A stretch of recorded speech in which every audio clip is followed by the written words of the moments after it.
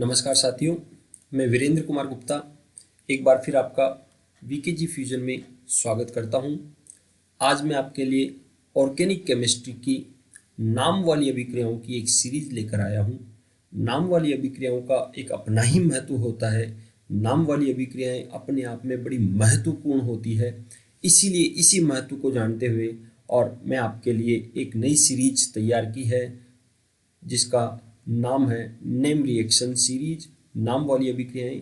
और इसमें आज हम सबसे पहले आपके लिए लेके आए हैं ग्रुप प्रोसेस या ग्रुप मेथड भी इसको कहा जाता है, या हिंदी में इसको ग्रुप प्रक्रम के नाम से जाना जाता है। अब ये ग्रुप प्रक्रम क्या है, इसमें किस तरह से अभिक्रियाएं होती है, इसके बारे में हम विस्तार से आज अध्ययन करेंगे। और आप सबसे निवेदन है इस चैनल को ज़्यादा से ज़्यादा सब्सक्राइब करें, चैनल को लाइक करें और इसे शेयर भी करें। ग्रुप मेथड में एक नॉर्मल अभिक्रिया की हम बात करें तो अल्कोहल ये अभिक्रिया देता है। हम एथिल अल्कोहल यहाँ पर ले रहे हैं और उसकी अभिक्रिया HCl के साथ करवाई जा रही है। जब इसकी अभिक्रिया HCl के साथ करवाई जाती है तो उस कंडीशन में एक उत्प्रेरक साथ में लिया जाता है जो है निर्जल ZnCl2। ये बड़े काम का है, आप ध्यान से पढ़ते रहना, बड़े काम का है निर्जल ZnCl2। इसकी उपस्थिति बहुत ही ज़्यादा महत्वपूर्ण होती है यहाँ पर। जैसे ही अल्कोहल के साथ HCl को रखा जाता है, HCl को रखते ही अल्कोहल का OH और हाइड्रोक्लोरिक अम्ल का हाइड्रोजन H2O के रूप में बाहर निकल जाता है और हमारे को एथिल क्लोराइड यहाँ पर उत्पाद के रूप में प्राप्त होता है और बाई प्रोडक्ट हमारे को यहाँ पर जल प्राप्त होता है। तो इस प्रकार यह अभिक्रिया ग्रुप प्रक्रम या ग्रुप मेथड के नाम से जानी जाती है। इस अभिक्रिया में जो निर्जल ZnCl2 है, मैंने कहा ये बड़ा महत्वपूर्ण है। निर्जल ZnCl2 के यहाँ दो उपयोग हैं। पहला उपयोग तो है ये निर्जलीय कारक का काम करता है। इस अभिक्रिया में जो भी पानी बन रहा है, इस पानी को ये अवशोषित कर लेता है, जिससे हमारी अभिक्रिया अग्र दिशा में ही लगातार चलती रहती है। इसीलिए निर्जल ZnCl2 महत्वपूर्ण है। साथ ही इसका दूसरा महत्वपूर्ण कार्य है कि यह लुईस अम्ल की भांति काम करता है। अब लुईस अम्ल क्या होता है, आपने ये पहले भी पढ़ लिया है कि जो लुईस अम्ल होते हैं वो दो प्रकार के होते हैं। एक लुईस अम्ल होते हैं जिनके ऊपर धनावेश होता है, वो भी लुईस अम्ल है, और जिसका अष्टक अपूर्ण होता है वो भी लुईस अम्ल की कैटेगरी में आते हैं। तो यहाँ पर जो ZnCl2 है वो अपूर्ण अष्टक वाली कैटेगरी में आता है और ये लुईस अम्ल की भांति व्यवहार करता है। जबकि जो अल्कोहल है, अल्कोहल का जो ऑक्सीजन है वो लुईस क्षार की तरह व्यवहार करता है। अब किस प्रकार से ये निर्जल ZnCl2 इस अभिक्रिया को करने में सहायता प्रदान करता है, तो इसके लिए हम इसकी क्रियाविधि का अध्ययन करते हैं कि किस प्रकार से यह अभिक्रिया संपन्न होती है। तो इसमें देखिए सबसे पहले हाइड्रोक्लोरिक अम्ल हमारे पास, जिससे हमारे को H आयन और Cl आयन प्राप्त होते हैं।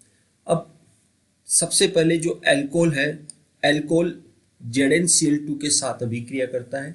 जैसा कि मैंने बताया, जिंक क्लोराइड एक लुईस अम्ल है, जबकि अल्कोहल एक लुईस क्षार की भांति व्यवहार करता है। तो यहाँ पर जो अल्कोहल के ऑक्सीजन के ऊपर जो लोन पेयर इलेक्ट्रॉन है, ये लोन पेयर इलेक्ट्रॉन जिंक के द्वारा ले लिए जाते हैं, क्योंकि जिसके पास एक्स्ट्रा इलेक्ट्रॉन है वो लुईस क्षार है, जिसके पास अष्टक अपूर्ण है वो लुईस अम्ल है।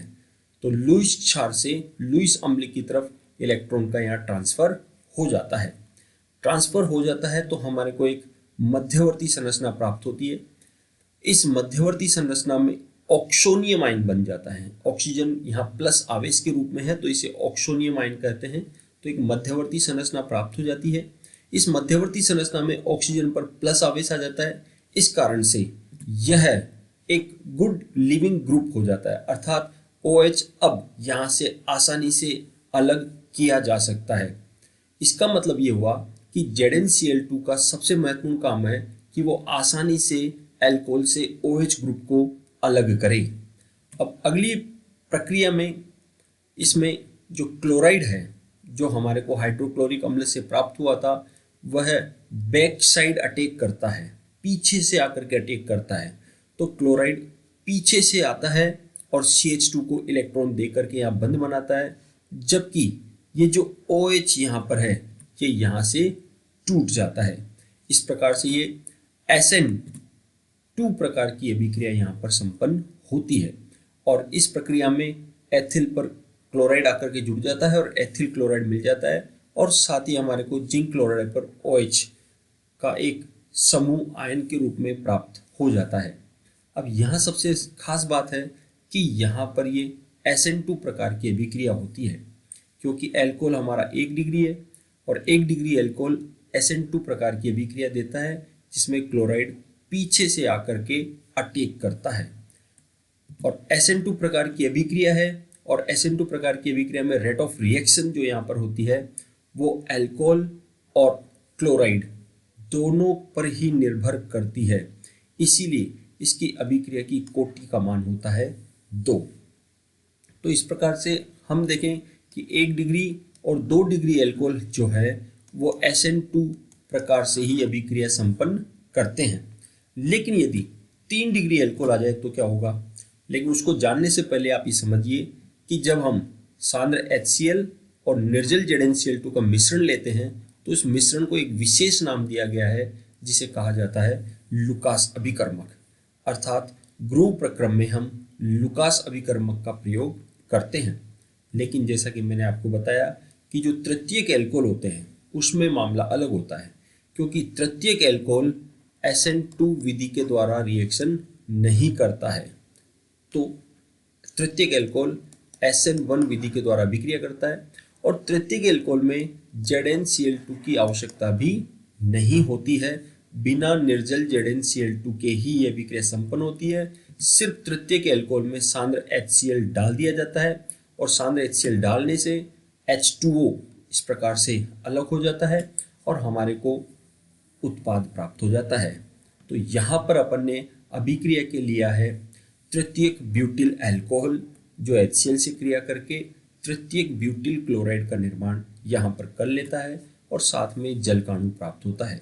यह अभिक्रिया SN1 विधि के द्वारा संपन्न होती है, क्योंकि 3 डिग्री अल्कोहल SN2 विधि से अभिक्रिया नहीं करता है। यहाँ पर चूंकि SN1 अभिक्रिया हो रही है इसीलिए इसकी रेट ऑफ रिएक्शन अल्कोहल पर ही निर्भर करती है, हैलाइड पर निर्भर नहीं करती है, इसीलिए इसकी अभिक्रिया की कोटि 1 होती है। इस प्रकार से यह ग्रुव प्रक्रम है और इस ग्रुव प्रक्रम में हमने इसकी क्रियाविधि को जाना है और इसमें हमारे को किस प्रकार से अल्कोहल से एल्किल हैलाइड प्राप्त होता है इसको हमने विस्तार से समझने का प्रयास किया है। आशा करता हूँ आपको ये पसंद आया होगा। धन्यवाद।